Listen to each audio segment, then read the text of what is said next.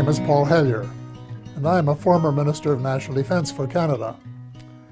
This disturbing message is for the several million Americans and others who were kind enough to listen to the 22-minute presentation at the Citizens Disclosure hearing in Washington in May 2013, and for anyone else who cares deeply about the future of their country and the planet Earth.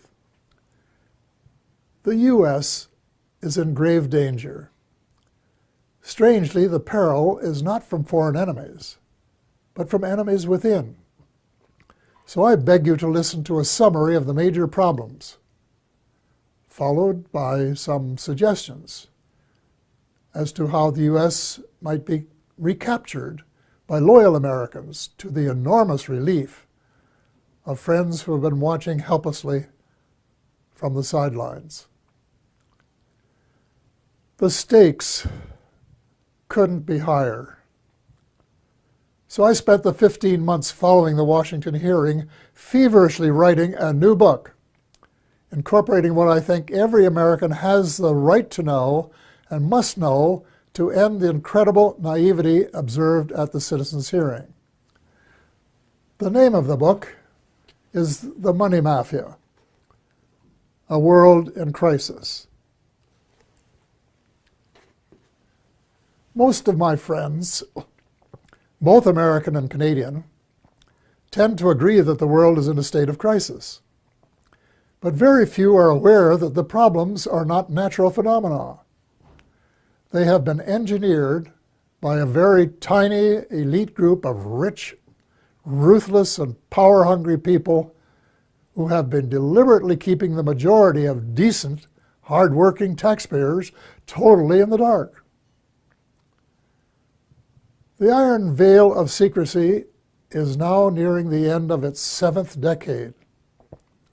When World War II ended, little attention was given to Operation Paperclip, under which hundreds of Nazi scientists were brought to the U.S., given new identities, and then appointed to important jobs in the military and elsewhere.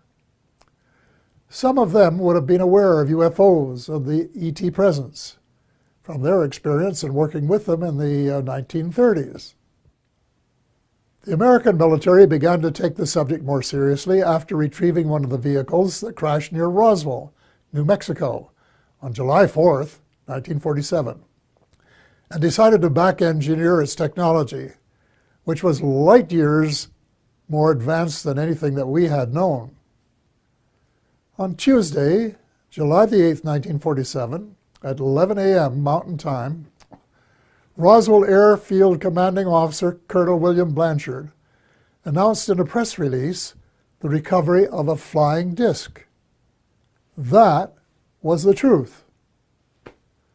Later that same day, at approximately 4:30 p.m. Central Time, Brigadier General Roger Ramey, commander of the 8th Air Force and Blanchard's supervising officer, presented to the press an alternative story. He claimed the Army had recovered a Rowan target device suspended by a neoprene balloon. That was a lie. In fact, it was the cornerstone lie of what was to become a cult of lying and disinformation that is still United States policy today, 68 years later. In my brief address to the Citizens Disclosure hearing, I said that the United States and much of the Western world is ultimately controlled by an unelected, unaccountable cabal. Its apex is the banking and financial cartel, followed by the oil cartel, the CEOs of the largest and most powerful transnational corporations, major intelligence agencies, including the CIA, the FBI, and the NSA, and a major slice of the U.S. military. Their collective power and influence is incalculable, and it is their plan for the U.S. and the rest of us that is so alarming. Their plan is an empire greater in size and power than any empire before it, They call this the New World Order, which, ironically, is the same name Hitler used for the smaller empire he imagined. One sure thing, the New World Order will end all pretense of government of, by, and for the people. It will be a dictatorship of, by, and for a small minority of the rich and privileged elite. Much of its power lies in the privately owned banking system. Why monarchs and politicians allowed a private cartel to become the monopoly supplier of new money, we will never know. But this power is almost absolute and can determine the fate of nations and their people. A system where nearly all money is created as debt, and debt that has to be repaid with interest, but where no one creates any money with which to pay the interest, is a dead end that leaves debtors with no alternative but to borrow the money to pay the interest and go deeper and deeper into debt. It's so wildly absurd that a grade 10 student would only need a few minutes to recognize it as one giant Ponzi scheme. Banks can invest $5 million and leverage it to create $100 million in loans that have to be repaid with interest. In effect, they skim 95% off the top of every loan. That is the reason I call them the money mafia. Monetary reform is the most urgent of all essential reforms, and my book contains a specific formula that the brave Occupy Wall Street protesters could have used to advantage when asked, "But what do you suggest?" What they lacked was the answer to that question. If about 99% of the population don't understand a deception that has been responsible for the Great Depression of the 1930s, the terrible recessions of 1981-82, 1991, and the Great Recession of the 21st century, it's not too difficult to understand why there are so many skeptics about UFOs and their occupants, even though several species have been visiting planet Earth for thousands of years. The crashes near Roswell, New Mexico, that I referred to earlier, were, in a sense, watershed events. In Canada, Wilbert Smith, a senior officer in our Federal Department of Transport, of which I later became minister, wrote a top-secret memorandum to his boss based on information he had received during a visit to our embassy in Washington. The memo, dated November 21st, 1950, read in part as follows. A. The matter is the most highly classified subject in the United States, reading higher even than the H-bomb. B. Flying saucers exist. C. Their modus operandi is unknown, but concentrated effort is being made by a small group headed by Dr. Vannevar Bush. D. The entire matter is considered by the United States authorities to be of tremendous significance. A control group of 12 senior civilian scientists and military officers was established by President Truman. They were known as the Majestic 12, or MJ-12, which issued a memorandum that included how to respond to UFO sightings by saying that they were natural phenomena, such as plasma or swamp gas, or that the observer might have been imbibing too much Jack Daniels bourbon. Nothing could be further from the truth. Under the Eisenhower administration, much of the physical engineering was transferred to underground facilities in Nevada and Arizona. Meanwhile, much of the control was transferred to civilian agencies in order to create plausible deniability as to its existence. When President Eisenhower wanted to take a look at the restricted areas, he was denied access. It was only when he threatened to send in the First Army that it was agreed that he could send 3 confidants to look at the secret areas 51 and S4. They reported that the Roswell vehicle was indeed being back-engineered by United States forces. President Eisenhower was so distressed by the situation that he included in his farewell address to the nation that his fellow Americans should beware of the military-industrial complex, which, according to one witness, was his way of saying that the ET file had fallen into the wrong hands. Indeed it had. It was under the control of the military-industrial complex, otherwise known as the financial, intelligence, and military wing of the all-pervasive cabal, which has seized control of the United States and much of the balance of the world. Beginning with Eisenhower, not one of the presidents of the United States has been given completely honest advice by his civil, military, and intelligence advisors, nor fully briefed on the ET presence and technology. The military-industrial complex adopted a strategy of perpetual warfare to enhance its own power and profit. It is inconceivable that this plan was discussed and approved in advance by any American president. Wernher von Braun, the German rocket scientist who came to the U.S. at the end of World War II, told my friend Dr. Carol Rosen, who worked with him, that they, the military-industrial complex, in order to maintain perpetual war, had to have an enemy. First, it will be the communists, he said. Then it will be the terrorists. And finally, it will be the ETs.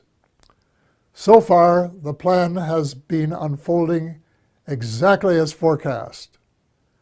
The cabal, sometimes referred to as the shadow government, has been in control. When Sarah McClendon, veteran White House reporter, asked President Bill Clinton why he didn't do something about UFO disclosure, Clinton replied, and I quote, "Sarah, there's a government inside the government, and I don't control it." End of quote. Imagine the President of the United States and Commander-in-Chief of the Armed Forces isn't cleared to know what his troops are doing. Well, with the end of the Cold War, the Pentagon wrote a new defense plan, popularly known as a project for the new American century. It was very far-reaching and involved conquest of much of the world by financial or military means, whichever was easiest. The document, which very few people were aware of, admitted that it was so far-reaching that it might be too much for Americans to swallow in the absence of some catastrophic and catalyzing event like a new Pearl Harbor. Well, Lady Luck appeared to be on their side in the form of September the 11th, 2001. Amateur foreign pilots trained in the U.S. allegedly hijacked planes and flew them into the sides of the World Trade Towers 1 and 2, and then into the Pentagon. Later in the day, the buildings collapsed. President Bush declared war on the terrorists and invoked the provisions in the North Atlantic Treaty under which an attack on any one country is considered to be an attack on all. The reaction was unprecedented since the outbreak of World War II and the later attack on Pearl Harbor. The English-speaking world, in particular, was incensed, and a high percentage of Americans were prepared to nuke the perpetrators.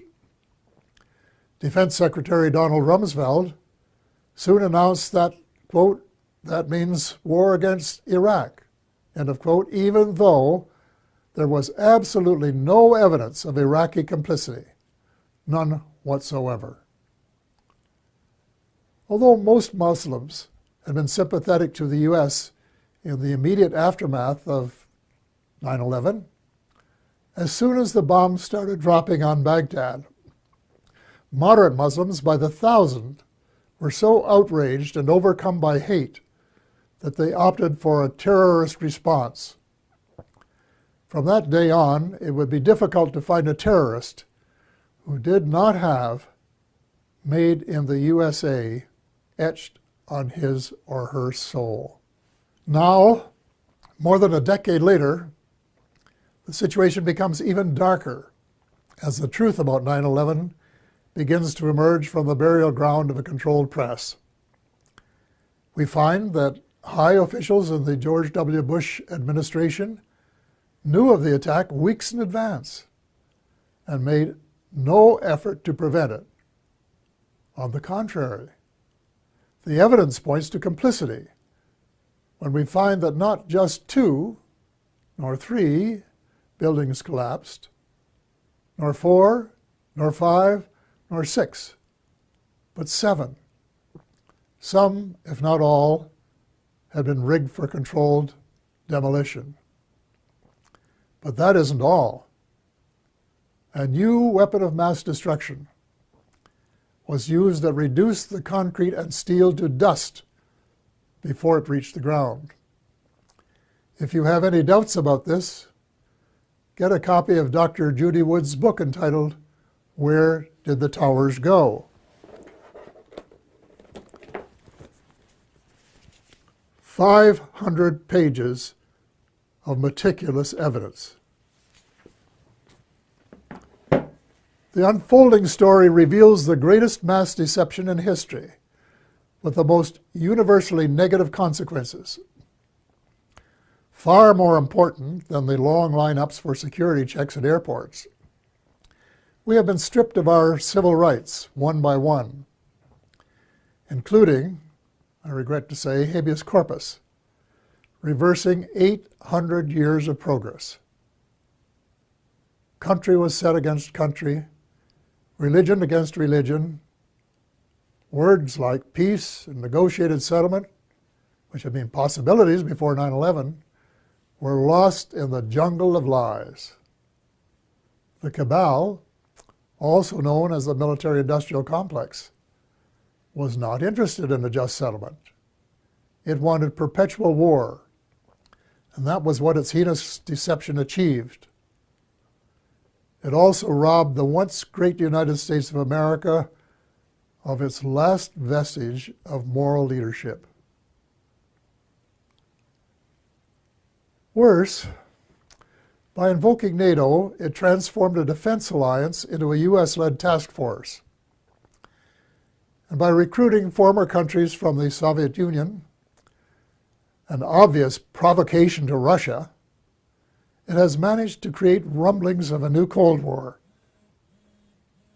The danger lies in the fact that the New World Order is not limited to old boundaries and concepts of empire, and we seem hell-bent toward a third world war. Horrible beyond human imagination. It must not be allowed to happen. Almost every president since Eisenhower has been under the control of the cabal, and President Obama, regrettably, has been no exception. Before he was sworn in as a new president, I saw a picture of his economic advisors, and I said, uh-oh, the same old gang who permitted the Bush recession. Nothing will change. Then when the president persuaded innocent allies to join in a second unwinnable war in Iraq, and a senior U.S. military commander confirmed that it would take several years to win, it was obvious that President Obama was playing the military-industrial alliance game, and that it would be the only winner. Extreme Islam is an ideology, and it can't be killed by smart bombs. Most ISIS recruits begin as young idealists who are repelled by the way the world is being run and are looking for a better way. any effective strategy must be to win their hearts and minds, and not just to kill them and make them martyrs to a cause. Step number 1 is to convince President Obama that the policies of his predecessor benefit no one but the arms manufacturers. So all non-Muslim members of the coalition should withdraw from the war against the Islamic State and begin to reverse all of the wrongs committed by the West in recent years.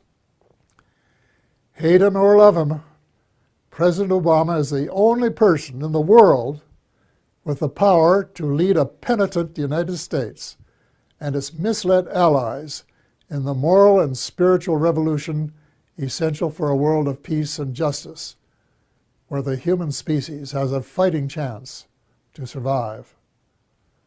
The transformation has to be reversible before the next U.S. presidential election, which could be the point of no return. Ultimately, the Muslims must be allowed to settle their own problems. Before 9/11, Iraq was a Sunni dictatorship that treated its Shia brothers and sisters badly. The U.S. deposed Saddam Hussein and established a new Shia majority that treated its Sunni minority unfairly.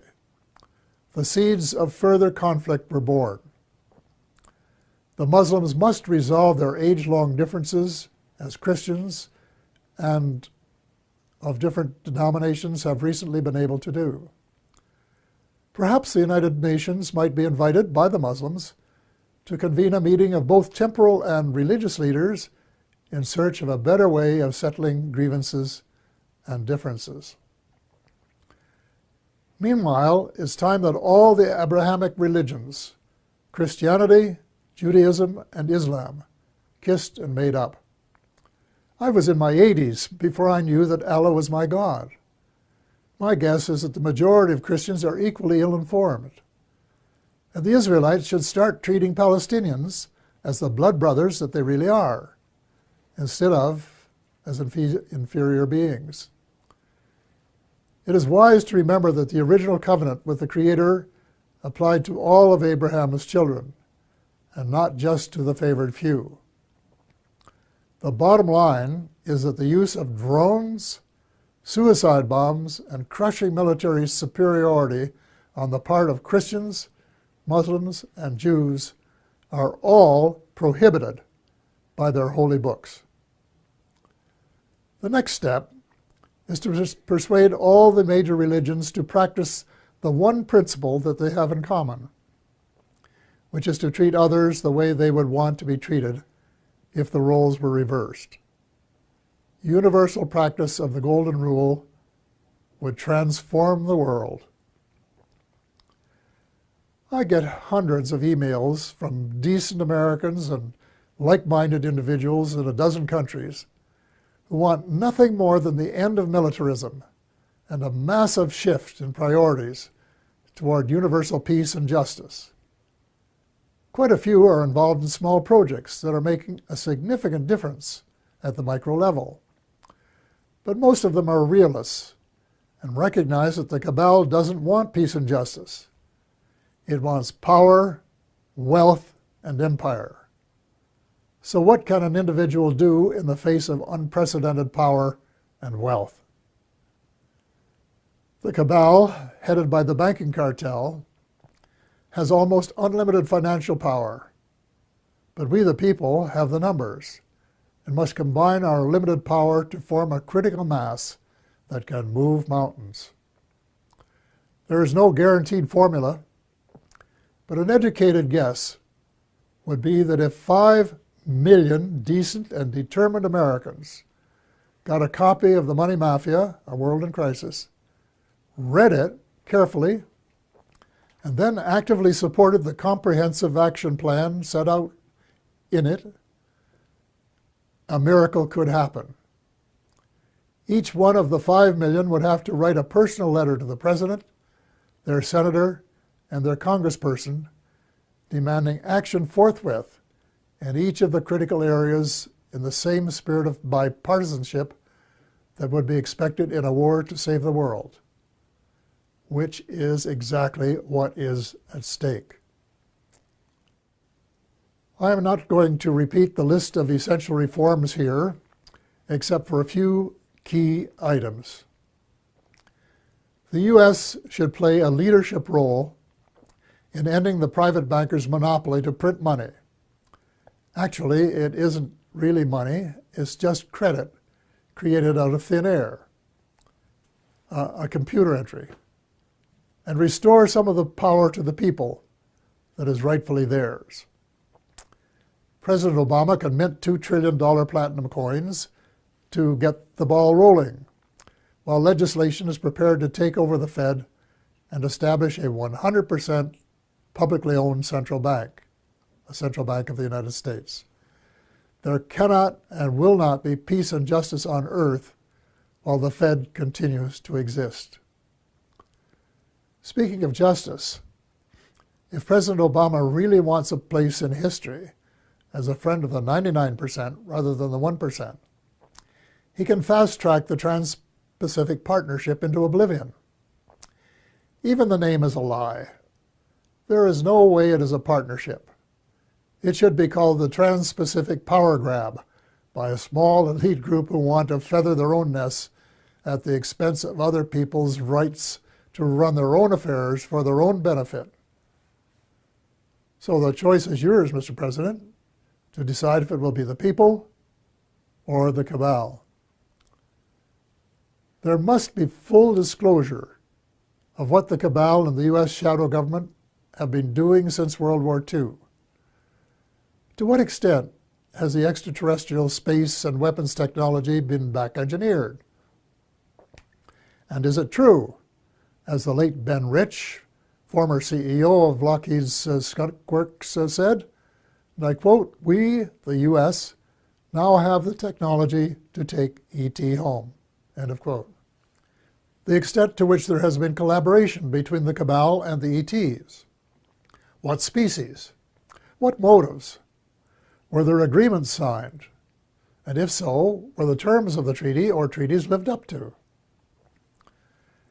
To hear the truth emerge after so many years of continual lies and darkness will require either that the National Security Act of 1947 be rescinded or suspended, with a general amnesty so that decent Americans can tell the truth without fear of retribution.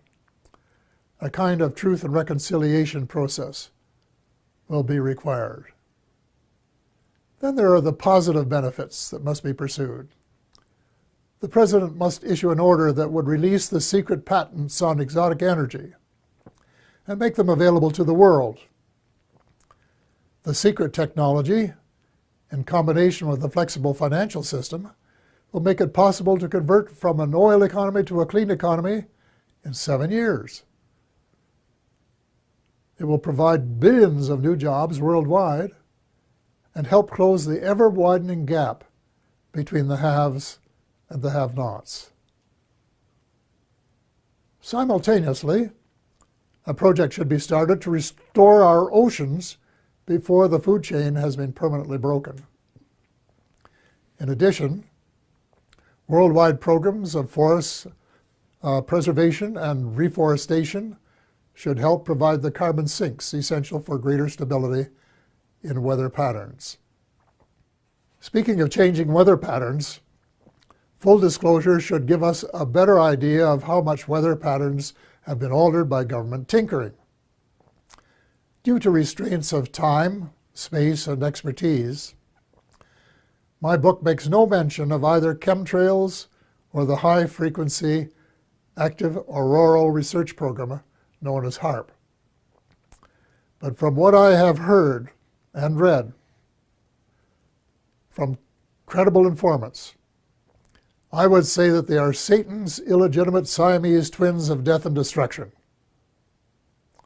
If so, they should be terminated at once and relegated to the netherworld from which they came. And before the people of the world become aware and launch a $10 or $20 trillion class action suit against the United States Air Force, its contractors, associates, and suppliers.